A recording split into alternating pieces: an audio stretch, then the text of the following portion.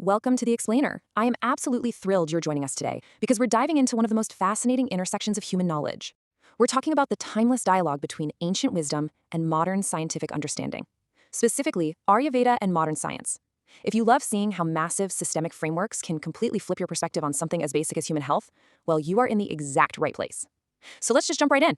Okay, I want to start by just throwing a number at you. 90. As in a 90-kilogram bronze statue that was unveiled this past June in 2026. And honestly, where they put this thing totally challenges the traditional medical history that a lot of us grew up learning. So this massive statue was crafted in India, right? But it was installed all the way over in Scotland at the Royal College of Surgeons of Edinburgh. Now, you have to understand, this is literally one of the oldest, most respected surgical institutions on the planet. And who does the statue honor? Maharishi Sushruta. He was an ancient Indian surgeon who lived over 2,000 years ago, and he's widely recognized in recorded history as a pioneer of surgery and reconstructive procedures. Seeing him honored like this, standing tall in such a prominent Western medical hub, it really tells us that a major shift is happening in how we view medical history. Which brings us to Section 1, a changing medical perception. Okay, let's dive into this. For a really long time, the West kind of brushed off Ayurveda as just folklore, simple home remedies. But that perception, it is fundamentally changing. Today, massive universities and top-tier scientists are pouring serious resources into studying things like herbal medicine, the gut microbiome, circadian biology, personalized nutrition, and mind-body medicine. And here's the wild part, Ayurveda has literally been discussing these exact concepts for centuries, just using its own distinct language. Now, looking at this global history, let's be super clear about what this actually means. This doesn't mean modern medicine magically sprouted from Ayurveda, and it definitely doesn't mean we should just blindly accept every ancient claim without rigorous scientific evidence. No way. But what it does show us is that the history of medicine is this massive, deeply interconnected global tapestry.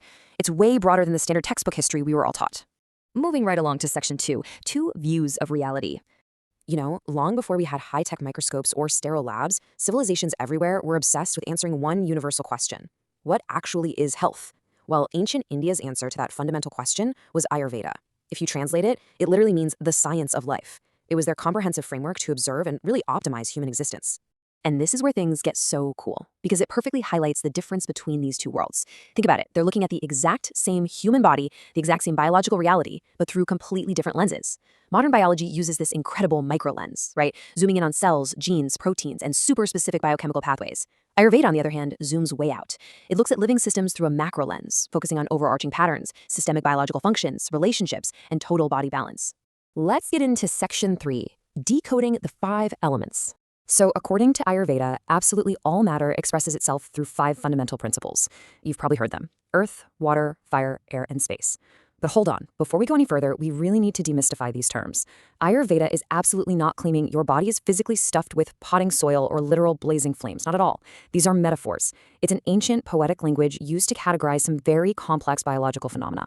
Now, what's really interesting about this is how perfectly these metaphors actually describe biological realities. Notice the properties we're talking about here. Earth represents structure and stability, so think of your bones or your physical framework. Water is fluidity and cohesion, like your cellular hydration. Fire stands for transformation and metabolism, literally how you create energy. Air maps to movement and communication, much like your nervous system firing off signals. And space? That represents the very environment where all these vital processes even have room to happen. So they were basically describing observable natural properties directly mirrored right inside you. Now, whether or not these metaphorical categories map perfectly, like one-to-one, onto modern molecular biology, well, that's still an open, lively discussion among scientists today. But what is totally undeniable is that, as a conceptual framework for observing health and disease, these elements formed the absolute foundation for one of humanity's oldest, continuously practiced medical systems. That brings us to Section 4, discoveries of nature. So you might be wondering, where did a system this comprehensive actually come from in the first place? Well, traditional texts trace it back to Lord Brahma, the creator figure in Hindu philosophy, before it was passed down through generations of sages. Now, some folks take that literally, but if you look at it symbolically, it represents a really profound philosophical stance. It suggests that the laws governing life and health are actually discoveries of nature, not just arbitrary inventions cooked up by humans. Let's use a quick analogy because I think this is super powerful. Think about gravity. Gravity obviously existed long before Isaac Newton ever described it or wrote down the math for it, right? It didn't just switch on that day. Well, Ayurveda suggests the exact same thing about the principles governing our health. The biological necessities of human health didn't just suddenly begin the very moment a modern lab observed them under a microscope. And that is exactly why Ayurveda so proudly calls itself timeless knowledge. But hey, claiming to be timeless knowledge doesn't mean Ayurveda just rejects questioning or critical thinking. Not at all. It just relies on this deep-seated belief that fundamental patterns, things like the need for balance, nourishment, adaptation, rest, and natural rhythms, remain completely relevant across every single era. You need those things just as much today staring at your phone in a fast-paced digital world as humans did thousands of years ago. And finally, Section 5, a new medical conversation. So what does this all mean when the micro lens of modern science and the macro lens of ancient wisdom finally look at each other today? Well, modern medicine drives a lot of its incredible, genuinely life-saving innovations by asking one highly targeted, essential question. How do we treat disease? Once a pathology is identified, how do we stop it, cut it out, or cure it? Now, Ayurveda absolutely agrees with treating disease, but it takes things a step further. It stacks a second, equally essential question right on top of that.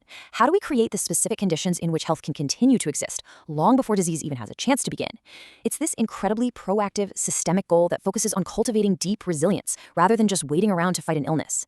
And I think that brings us to the absolute biggest takeaway from this explainer.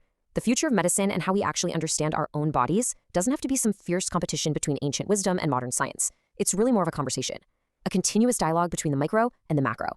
So I want to leave you with a question to chew on as you go about your week. Are you only looking at your health through the lens of fixing what's broken, or are you actively creating the daily conditions for your health to truly thrive?